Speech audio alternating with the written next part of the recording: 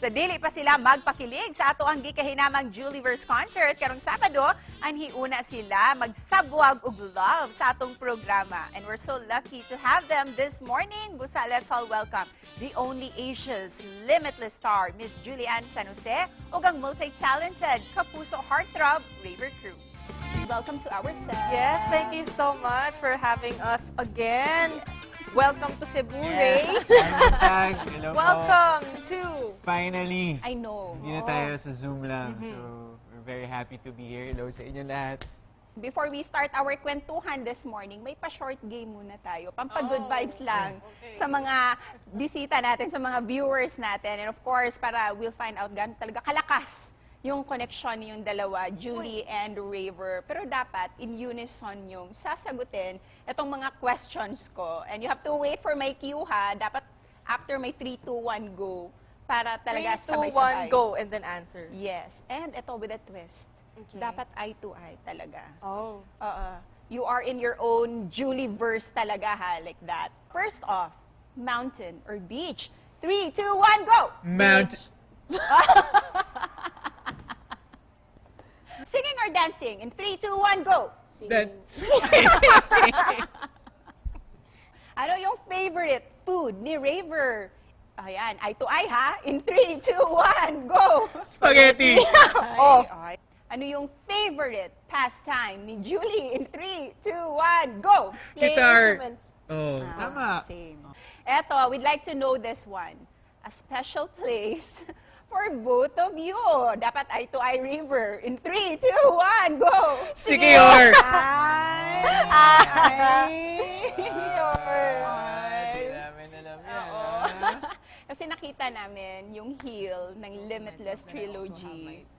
And speaking of magic and limitless, dito muna tayo sa pinuntahan nyo dito sa Cebu, ang ating Tree of Hope. Kumusta yung naging experience nyo lighting up our Tree of Hope? Ano, nakakatuwa kasi it's been going on for 13 years na pala, no? And syempre, natutuwa kami kasi na-invite kami ni Ray na kami ang magsindi. First Mga time ko Tree yun of Hope. and masaya and special kasi with Julie pa.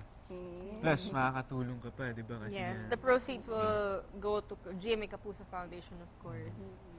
Kayo ba personally, ano yung mga winish nyo sa isa't isa when you lighted up the tree? Ako ang wish ko lang for him, gusto ko lang maging masaya siya. Yun, kasi masaya ako pag masaya siya. Ikaw naman, Rayver, ano yung wish mo for Julie? Hindi, ako, wish ko sa kanya is, talagang, alam ko sobra-sobra na yung blessings na natatanggap ni Jules, pero sana mas dumami at umapaw pa. At eto naman, wish naman namin from you, kung pwede nyo bang i-grant yung wish namin. Pasample naman ng song number nyong dalawa. Oh, okay. If I lay here,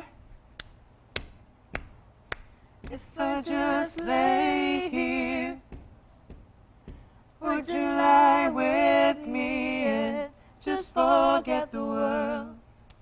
Galing! I'm not just seeing two artists, but wow, iba yung partnership ninyong dalawa, yung co-love ninyong dalawa. Thank you for that pasample. Thank you so much. It's a glimpse of the upcoming JulieVerse concert. Yes. What can we expect sa big concert na ito this November 26, Julie and Rayver? Yes, napakadaming kailangan abangan dito kasi first time namin magko-concert ni Rayver together.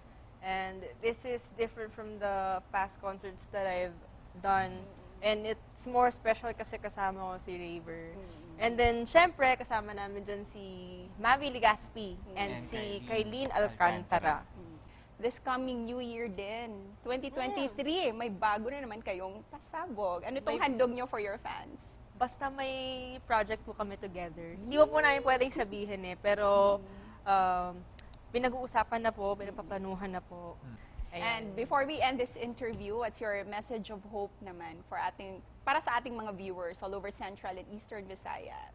Ano lang tayo, just Yes. kapit lang tayo, Yep. guys. And sana ay huwag tayong mawalan palagi ng hope kasi palaging may magandang maidudulot ito. Yes, and nakakatuwa kasi ito nga, paunti-unti, bumabalik na tayo sa normal. Hindi ko naman sinasabi na totally, pero tinan mo naman ngayon, wala na tayo sa screen, yes, sa computer, di ba? And meron ng JulieVerse. Like, makasama naman sila ng harapan, live audience. Daghang salamat. Daghang Julie. salamat. Thank you so much, guys.